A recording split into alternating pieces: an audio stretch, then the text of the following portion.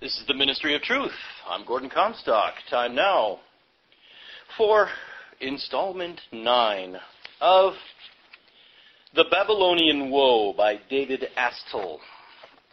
From 1975, you won't be finding this in your local Barnes & Noble or Borders bookstores or any of those, Walden Books, Crown Books, whatever. They ain't gonna be there. They're not gonna have this one because they don't want you to know the stuff that's inside of it.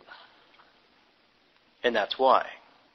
They do not want you to know what's inside this book, okay? The powers that be. If you're interested in knowing what's inside this book, listen on. Here goes part 9. Pergamum and Pitane. Aristotle, author of some lucid thinking on the subject of money, if not ruthlessly penetrative, was himself married to the niece of a banker installed as co-tyrant, or frontman, with another such tyrant banker. Hermias, the tyrant of Assos, and Artinaeus, was a eunuch slave of a certain banker. He went to Athens and attended the lectures of Plato and Aristotle, and returning, he shared the tyranny of his master, who had previously secured the places around Atarneus and Assos. Subsequently, he succeeded him and went for Aristotle, is that went? And married his niece to him. In this slave, banker, philosopher, and despot, Leaf sees a tyrant who owed his position to his wealth. He quotes Euaeon, the pupil of Plato, who, not far to the north at Lampsacus, quote, lent money to the city on security of the Acropolis, and when the city defaulted, wanted to become a tyrant, unquote. While bankers in the present dream of entrapping the whole world via their United Nations, in the past they contented themselves with entrapping just a city. Just as in the present they create an entirely false picture of the nature of their operations and carefully promote the legend that they are lending the public's money. And so they did in antiquity, we may rest assured. No doubt they spread exactly the same story in the time of the tyrants, and people in that day, understanding no more about money than they do today, believed it. The following may be accepted as instance of their activities in ancient times. Quote, Pergamum, that city that arose in southwest Asia Minor, lasting as independent from 283 to 133 BC, was originally founded as the fortified treasury of Lysimachus, successor to Alexander in Thrace. This fort and the treasure therein, amounting to 9,000 talents, was in the charge of a eunuch steward named Phileteros, who justified the trust reposed in him insofar as the management of this treasure was concerned. During the quarrels of the Diadochi, or successors to Alexander, presumably at the strategic moment, he transferred his allegiance from Lysimachus to Seleucus, doubtless on condition he be guaranteed his continued position as master of the treasury. Despite the murder of Seleucus by Ptolemy Chironus, the wily Phileteros clung to the fortunes of the Seleucids, probably understanding in their particular case the political purposes of the international money power of Babylonia and Alexandria in these respects, and ingratiated himself with Antiochus, son of Seleucus, by buying the body of Seleucus from Ptolemy for return to Antiochus, thus, through it all, maintaining his position at Pergamum. Phileteros proceeded to use the treasury, to which he had so masterfully established almost total right, with a skill which could only suggest training in the money shops of Babylon or Alexandria, or as close advisor, one so trained. The conception of the 9,000 talents of treasure in itself being the sole maintaining force behind the extended power of Pergamum would be quaint, to say the least, as quaint indeed as the story of the 6,000 talents of silver held in reserve in the Acropolis at Athens as the sole finances with which the Peloponnesian War was fought, or in a later day of the gold supposedly existing in the vaults of the Bank of England or its predecessor, and its parent bank, the Bank of Amsterdam, the vaults of the latter, on inspection by Napoleon after occupation of Holland, proving absolutely bare. 9,000 talents drawn on for military and civilian expenditures, extensive bribes, etc., would not go very far, unquote. Returning again to Professor Andreades, in his Finances de Guerre de Alexandre le Grand, the annual expenditures of Alexander during the earlier years of his campaigning were 5,000 to 7,000 talents, which would, in the first year or two, certainly until the Battle of Issus, 333 BC, have been in hard cash for the most part, to use the terminology of today's banker. That is, coined money or silver bullion, or the gold bullion of which the mines at Philippi had made steady yield. In the later years of campaigning, Andreades estimated the annual expenditures of Alexander at 15,000 talents. If the money for this expenditure derived from coined precious metal plunder, it would go even less far, for in newly occupied territories, the exploitation of the miseries of the people usual to these circumstances would exist, and there would be a collapse of quote-unquote credit or abstract money. Until reorganization set in, there would be total disturbance of the revenues deriving from taxes. Silver particularly would either move eastward against luxury trading, which seems to continue as much as ever in such times, or would disappear into hoards. During the first millennium BC, the ratio of silver to gold never went below 10 to 1, being usually 13 to 1 in Europe and the so-called Middle East. In farther Bactria, India, and China, it was rarely more than 6 to 1, and in some parts as low as 1 to 1. Therefore, once precious metal coinage was spent, particularly silver coinage, and passed into the hands of merchants, contractors, etc., finally returning to the banks or money changers, with that field for assured profit by settlement of oriental trade balances with coined silver or silver bullion, such as clearly existed, as according to Gresham's law, its local circulating volume might be assumed to decrease rapidly, and without a doubt did so decrease. It might safely be said that the money power which enabled Pergamum to secure controlling interest over the cities of Pitane and Cyzicus was not drawn from what might be left of that store of 9,000 talents.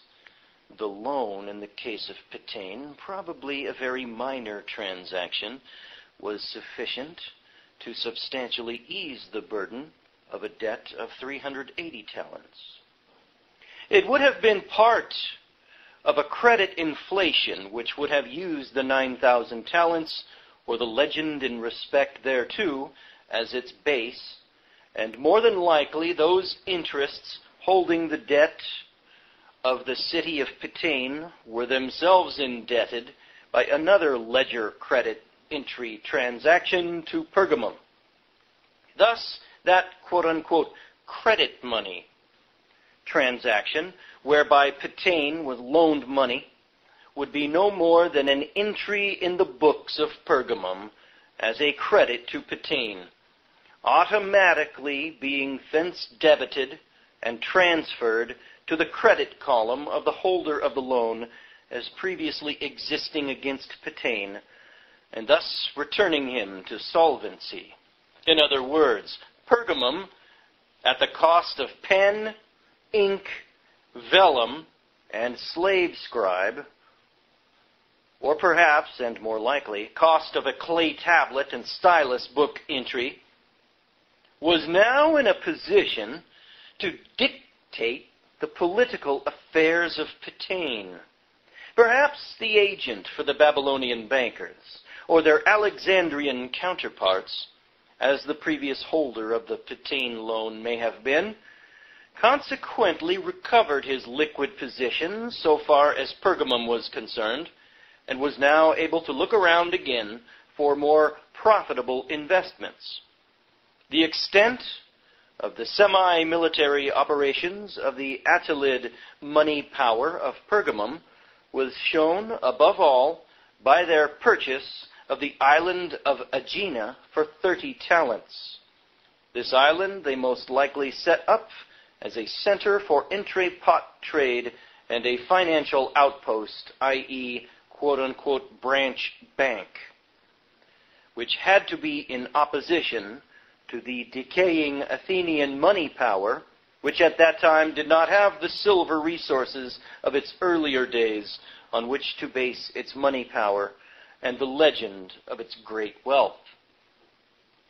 The Laurian mines were petering out, and those markets in South Russia, Thrace, etc., formerly supplied by Athenian manufactured products, were fast failing at the time of Pergamum and the Attalids, having set up their own local manufactories. Athens, no longer center of an empire, neither military or financial power, with fewer markets ready to settle debit trade balances with those slaves so much required for silver mining, as had been South Russia, was likely just a pleasant place to live in. The storms brewed by settlement of international money power, as in days gone by, passed over. As Pergamum marks the beginning of that period when Delos and Rhodes were leading money and slave markets of the world, it would seem that some kind of agreement must have existed between those who controlled trade and finance at all these points.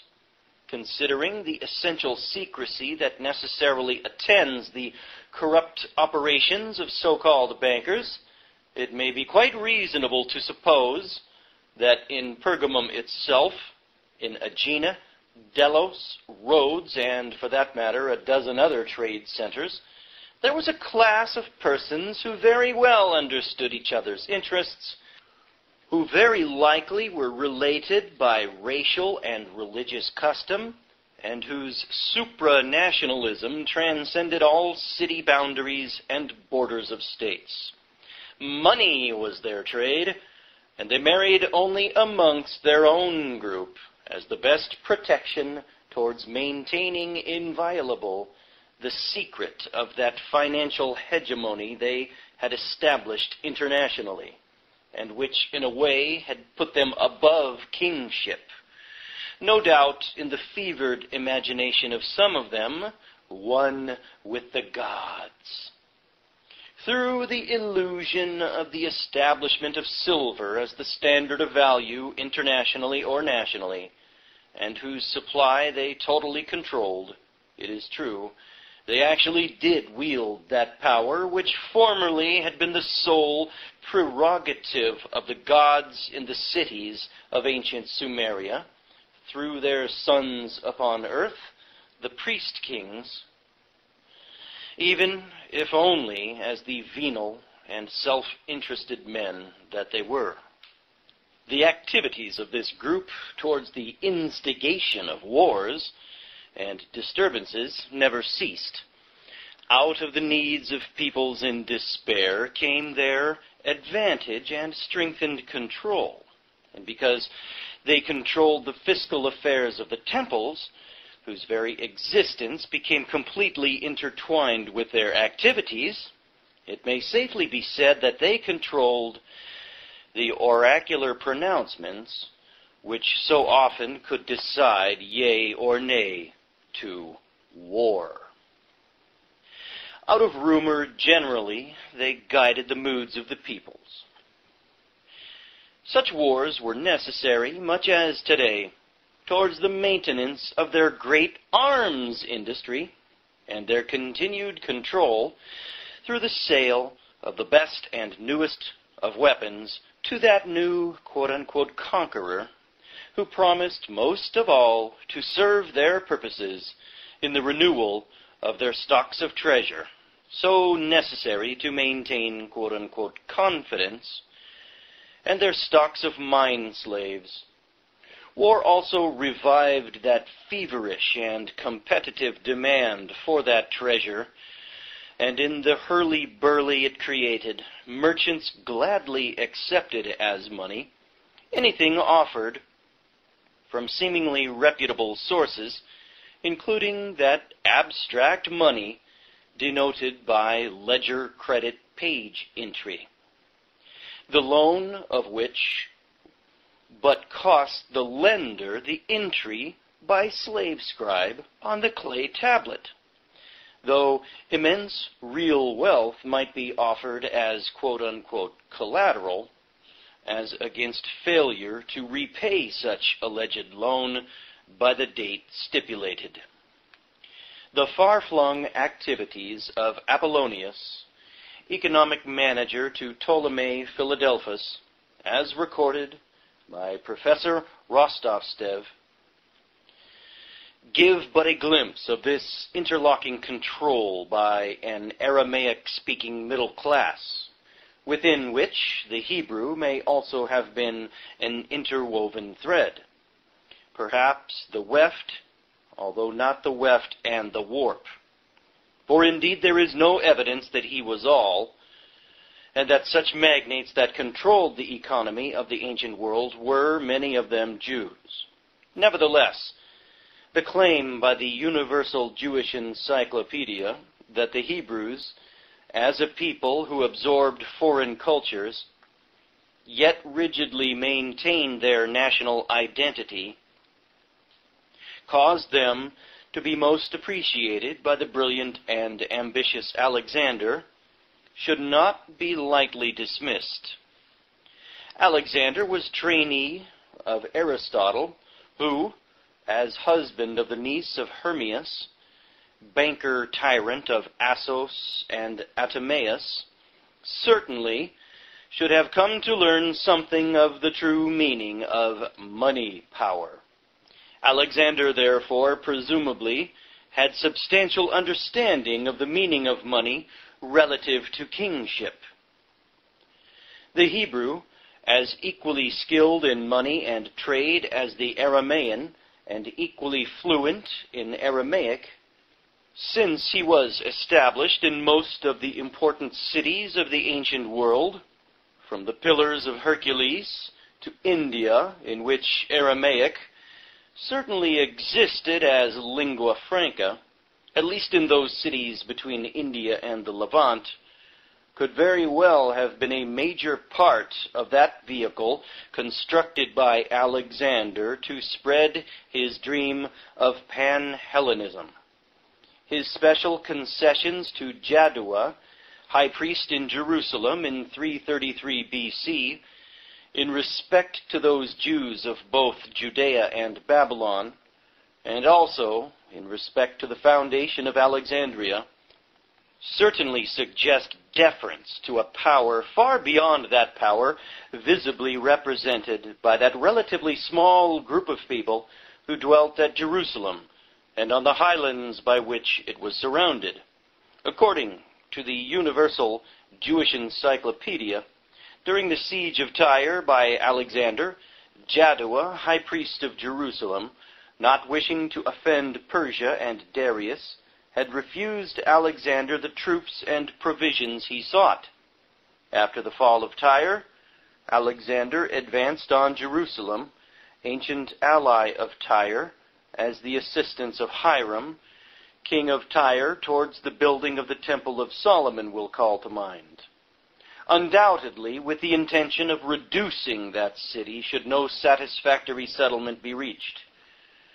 As Alexander neared the temple, so the story goes, the high priest, clothed in full vestments of gold and purple, and the priests in their sacerdotal robes, and a great multitude dressed in white, went out to meet him, the decision having no doubt been arrived at that discretion was the better part of valor. Alexander, seeing the high priest and his mitre, on which was written the name of God, reverenced the name and saluted the high priest. He said he had seen a figure such as the high priest in a dream, who had told him he would give him lordship over the Persian hosts. Then Alexander entered the city, and, as was his usual custom with submissive cities, he sacrificed to their god. The fact that he gave the Jews of Palestine such special concessions as a year's remission of taxes, which was also extended to the Jews of Babylonia, and specially invited any Jew to settle in his city of Alexandria, would suggest that the visible help refused him by Jaddua had been more than made up for by assistance of a less visible nature, such as, it might be reasonably expected, had helped to secure the fall of Babylon to Cyrus, ancestor of Darius, and founder of the Achaemenid dynasty of Persia. The stress on the Aramaic-speaking middle class of all those quote-unquote empires, from the Assyrian until the successors to Alexander and perhaps beyond, is more than justified in view of the results of the studies of various scholars. If Aramaic was the language of officialdom under the Achaemenid rulers of the Persian Empire, and remained so under Alexander and these successors, it may reasonably be supposed that the official and merchant classes that used Aramaic as their everyday language had gone far beyond the borders of the Persian Empire, both to the east and to the west, as has been previously pointed out. With that Aramaic interstratum moved also to the east and west the agents of that money power centered in Mesopotamia, heir to the secrets not only of the Sumerian priesthood, but of the priesthood of much more ancient times, selling as they went along the idea of the use of precious metal money. No sooner had short-sighted rulers instituted the use of precious metal money than the agents of such money power, to whom by now the ruler was beholden for supplies of bullion, were setting up quote-unquote modern banking houses. In short order, the various practices of dubious legality that are the foundations of such money power would be instituted. Firstly, that of the creation, relatively without limit, of abstract units of exchange, as through the institution of ledger credit page entry money, under whatever cover to create legality, and which the banker claimed was backed by his quote-unquote credit, parentheses, as if he could have more quote-unquote credit than any sovereign people and the ruler, end parentheses, and which was usually backed in final analysis by little or nothing other than the sanction of a foolish prince. Secondly, from the point of view of maintenance of quote-unquote confidence, so far as lesser trade was concerned, was the issue of intrinsically valueless facsimiles of existing precious metal coinage, for every one of which a customer who accepted them in the exchanges thought that there was a precious metal, original, lodged in the local temple or acropolis. To our Lord Jesus Christ, Aramaic was the everyday language that would have enabled him to travel and converse freely with scholar, poet, priest, and merchant, certainly as far east as Peshawar. Aramaic is used in the Syrian Christian church, in the Jewish liturgy, and still lives in the villages of the Anti-Lebanon in southeast Anatolia, and on the eastern shores of Lake Urmia in Armenia.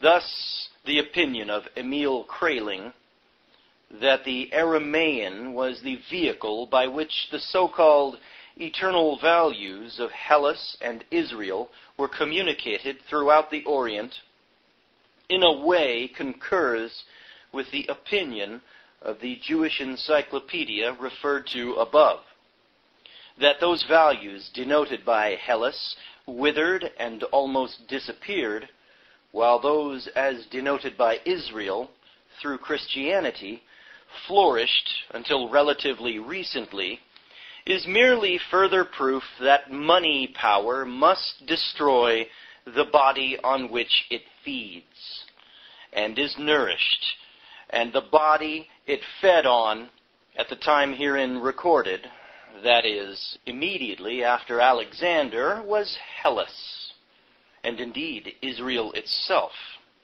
It cannot flourish alongside blind belief and simple faith, which instinctively tear off its impudent claims as they gnaw their way into the very heart of the tree of life. Man, he's right. Money power is like a parasite that kills the host, isn't it? Wow. Nevertheless, out of Babylonian money power itself, oblivious, it seems, to its own real self-interest, carrying Christianity as far as those limits unto which its total hegemony prevailed, Christianity itself rose as an island of love and goodness in an ocean of hatred, confusion, greed, and depravity that had come to exist as the ultimate result of at least 3,000 years of the depredations of such private money creative power. With one convulsive shrug, it threw off the snake-like coils, reestablishing thereafter the natural order of life, of God, priest-king, and priesthood, and the people, all living as was ordained, with faith, piety, and sure belief. Thereafter, for 1,000 years, international money power can only be faintly discerned as a smoldering ember. Oh, it's back now. That's why Astle wrote the book, I'm sure. A fire not entirely extinguished. Evidence thereof being an occasional wisp of smoke, as it waited for a day when a certain evil wind might blow, and flames come forth again to deal man total woe. Well, the colonial era gave that back, resurrected the mercantilism, the money powers, and it's probably then you got the acceleration, the accentuation with the rise of the British Empire, and then they've perfected it now. Here, stupid Americans. And I just got an email from a friend telling me to raise my flag, display my American flag proudly tomorrow on Veterans Day. Idiot. I say friend. Yeah, he's a friend from many years ago, but I don't really talk to him much anymore. And why? My eyes are open. His are willfully closed still. And We live in a nation that the money powers have perfected their evil in. This nation. And it started right from the start in this country. This country is a total fraud. And my buddy wants to fly his flag tomorrow. That's fine if he wants to, but these idiots always want to get you in on their folly.